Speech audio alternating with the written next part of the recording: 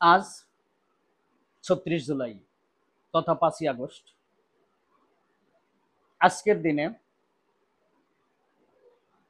ফেসিবাদ মুক্ত হয়েছে বাংলাদেশ। আওয়ামী লীগের দীর্ঘ ১৬ বছরের দুঃশাসন থেকে বাঙালি জাতি আজকের দিনে মুক্তি পেয়েছে। আমি ৭১ দেখিনি, তবে ২৪ দেখেছি। মানুষের মধ্যে এতটা যে গণজোয়ারণ, এত গণজাগরণ আমি কল্পনাও করতে পারিনি। আমি গত বছরে যেহেতু ঢাকাতেই ছিলাম, উত্তরা, গাজীপুর, আমি দেখেছি কত মায়েরা, কত বোনেরা এই আন্দোলনে সরাসরি অংশগ্রহণ করেছেন। আবার এও দেখেছি কত মায়েরা, কত বোনেরা বাসা থেকে খাবার, পানির বোতল ইত্যাদি জানালার ফাঁকা দিয়ে তারা ছাত্র জনতাকে দিচ্ছে। তারা দা বটি বাঁশ যেভাবে পারছে তাদের সামর্থ্যের সর্বোচ্চটুকু দিয়ে জনগণ তথা ছাত্র জনতাকে সহযোগিতা করছে। ৫ই আগস্টের যে আন্দোলন, এখানে আওয়ামী বিরোধী ব্যতীত, অর্থাৎ আওয়ামী লীগ ব্যতীত আওয়ামী বিরোধী সকল পক্ষ মাঠে নেমেছিলেন। ফলে এই সফল আন্দোলনটি মানুষ সফলভাবে সম্পাদন করতে পেরেছেন। আজকের এই দিনে আমি দেখেছি কত নিরীহ ছাত্র, যার আন্দোলনের চিন্তাও ছিল না, সেই নিরীহ ছাত্রগুলোকেও আমি দেখেছি আন্দোলনে সামিল হতে।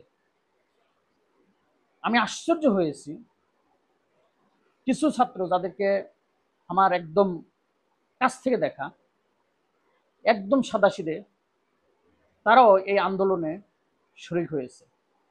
তাদের সাহস, অদম্য সাহস, তাদের অদম্য প্রতিরোধ আমি দেখে অভিভূত। আমি দেখেছি এই আন্দোলনে, অর্থাৎ জুলাই আগস্ট আন্দোলনে বলিষ্ঠ ভূমিকা রেখেছে শ্রমিক, রিক্সাওয়ালা, সাধারণ মানুষ। তারা এই আন্দোলনে বলিষ্ঠ ভূমিকা রেখেছে। আমি এও দেখেছি এই আন্দোলনে যারা সাধারণ মানুষ, খেটে খাওয়া মানুষ, তারা দিন আনতে মানে দিন আনে দিন খায়, এই মানুষগুলো এই আন্দোলনে শরিক হয়েছে। যারা আন্দোলনে অংশগ্রহণ করতে পারেনি তারা এই আন্দোলনকে সমর্থন করেছে। তারা নীরবে নিভৃতে কেঁদেছে, তবুও না খেয়ে রয়েছে, তবুও আন্দোলনের বিপক্ষে ছিল না। তারা সকল কষ্ট সহ্য করে এই আন্দোলনে অংশগ্রহণ করেছে। আজকের এই দিনে স্মরণ করছি সকল শহীদদের, যাদের আত্মত্যাগে নতুন বাংলাদেশের শুভ সূচনা হয়েছে। আমি আরো স্মরণ করছি যাদের আহত, ক্ষত বিক্ষত হয়েছে, চোখ হারিয়েছে, পা হারিয়েছে। তাদের ক্ষত বিক্ষত চেহারা যখন চোখের সামনে ভেসে ওঠে, সত্যি এক অতি বেদনাদায়ক। আমি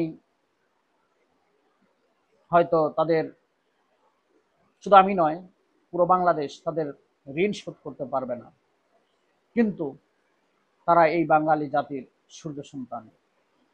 বাংলাদেশের যে কোনো সংকটকালে তারা সবসময় প্রস্তুত। আজকের এই দিনে সকল নিহত এবং আহত তথা শহীদ এবং আহত যোদ্ধাদের প্রতি জানাই বিনম্র শ্রদ্ধা। আজকের এই দিনে সকল যোদ্ধা যারা আহত হয়নি বা শহীদ হয়নি, কিন্তু এই যুদ্ধে অংশগ্রহণ করেছে তাদের প্রতি রইল আমার বিনম্র শ্রদ্ধা। আগামীতে আর কেউ যেন এইভাবে ফেসিবাদী না হয়ে উঠতে পারে। বাংলাদেশ স্বাধীন সার্বভৌম রাষ্ট্র হিসাবে বিশ্বের দরবারে মাথা উঁচু করে দাঁড়াতে পারে, এই প্রত্যাশাই রইল। ধন্যবাদ।